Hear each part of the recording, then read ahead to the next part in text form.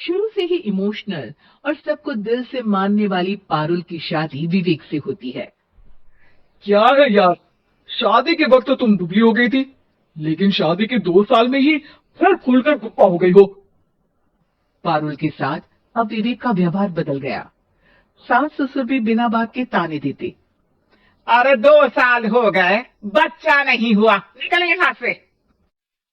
विवेक का भी सहारा पारुल को नहीं मिलता है।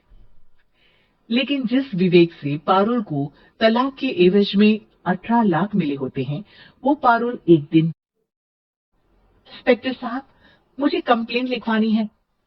जी मैडम, क्या हुआ? चीटिंग, एक लड़के ने मेरे 6 लाख रुपए लूटे हैं। पुलिस वाला पारुल को ऊपर से नीचे तक देखता है। मामला क्या है, विस्तार से बताइए। पारुल फिर जो बताना शुरू करती है, उसके बाद इंसानियत से भरोसा उठना लाजमी है। मेरे पति ने मुझे कभी अपनाया ही नहीं। शादी के 3 साल में ही मेरा तलाक हो गया। मैं नहीं चाहती थी कि मैं उनसे एक भी पैसा लूं, लेकिन वकील और मेरे माता पिता ने उनसे 18 लाख की रकम ली। फिर क्या हुआ? क्या वो पैसे उसने वापस ले लिए? नहीं नहीं, उन्होंने तो उसके बाद मुझसे कभी कांटेक्ट भी नहीं किया। फिर? किसी डेटिंग साइट से मुझे आनंद नाम का एक लड़का मिला। उसके साथ मुझे लगा कि मैं दोबारा जिंदगी बना सकती हूँ। वो मेरी केयर करता, मेरी छोटी बड़ी चीजों का ख्याल रखता और मेरा साथ देता। अच्छा, क्या उसने तुम्हें शादी करने का झांसा दिया था? हाँ, वो भी तलाकशुदा था। पहले तो उसने मुझसे कहा कि उसकी एक बेटी है, लेकिन फिर पता चला कि उसकी एक नहीं 2 बेटियां हैं। इतना ही नहीं, दिल्ली के एक आम इलाके में वो बीवी और बच्चियों के साथ ही रहता है। तो आपसे इमोशनली फ्रॉड कर उसने पैसे आए थे? जी, अब मेरे पास कुछ नहीं है, ना पैसे ना वो। मैं बस किसी भी हालत में अपने पैसे वापस चाहती हूँ, जो मेरे बुरे वक्त में मेरे काम आ सकते हैं। ठीक है। पुलिस आनंद को पुलिस स्टेशन बुलाकर सारी पूछताछ करती है, लेकिन आनंद पुलिस वालों को ये यकीन दिला देता है कि पारुल ने उसे कोई पैसे दिए ही नहीं, बल्कि वो तो उस पर बीवी को छोड़ने का दबाव बना रही थी और ना मानने पर पारुल ने ये झूठा केस डाला है। क्या मैडम, फोकट में पुलिस का वक्त खराब कर रही हैं? कोई शादीशुदा क्यों अपनी बीवी छोड़ेगा? अब आपकी शादी टूटी तो मतलब सबकी तो नहीं टूट सकती ना? पारुल को पुलिस वाले के मुंह से ये बात सुनकर हैरानी होती है। उसे कुछ समझ में नहीं आता कि वो क्या करे। वो अपनी सहेली जनक, जो कि वकील थी, उससे कांटेक्ट करती है। जनक, मैं क्या करूं?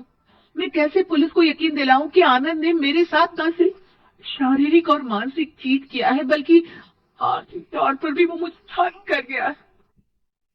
अब वक्त जनक का था।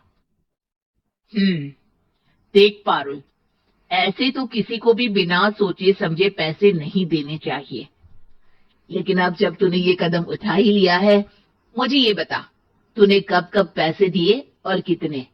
क्या कहीं कोई सबूत है? पारुल कुछ सोचती है। 3 बार तो बैंक में ट्रांसफर और 2 बार गूगल पे। क्या इन सब के रिकॉर्ड मिल जाएंगे? हाँ हाँ, क्यों नहीं, मैं बैंक से सब निकाल लाऊंगी। अगले दिन पारुल सारी स्टेटमेंट जनक के सामने रखती है और वो व्हाट्सएप की चैट भी दिखाती है, जिसमें कई बार आनंद ने ये बात कबूली थी कि वो उसके पूरे 6 लाख जल्द ही देगा। जनक अब पूरा केस लेकर पुलिस के पास जाती है और मामले को क्राइम एक्ट के तहत पूरे सबूत के साथ दर्ज करा आनंद की गिरफ्तारी की मांग करती है। पुलिस आनंद को लेने जैसे ही उसके घर जाता है, उसका सारा मामला बीवी और बच्चों के सामने खुल जाता है।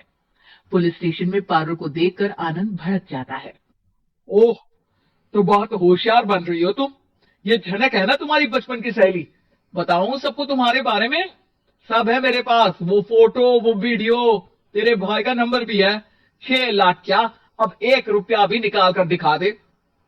वो पुलिस स्टेशन में जोर जोर से चिल्ला रहा था कि तभी पुलिस के एक सीनियर ऑफिसर को गुस्सा आ जाता है। क्यों चिल्ला रहा है? अब तो सारे सबूत है तेरे खिलाफ। ऊपर से यहाँ चिल्ला चिल्ला कर तूने खुद को तो गड्ढे में धकेल दिया है। जल्दी बता, लड़की के पैसे लौट आता है या फिर? आनंद डर जाता है। तभी उसकी बीवी और बच्चे पुलिस स्टेशन में आकर पारुल के पैसों का बैग देते हैं। मेरे पति को माफ कर दीजिए, प्लीज उन्हें पुलिस से बचा लीजिए, मेरे छोटे बच्चे हैं, ये कैसे रहेंगे। होता भी यही है। पारुल केस वापस ले लेती है, लेकिन उस सबक के साथ कि इमोशनल होकर किसी को भी अपना पैसा नहीं देना चाहिए। झूठ बोलकर रिश्ते कभी ना बनते हैं और ना ही निभाते।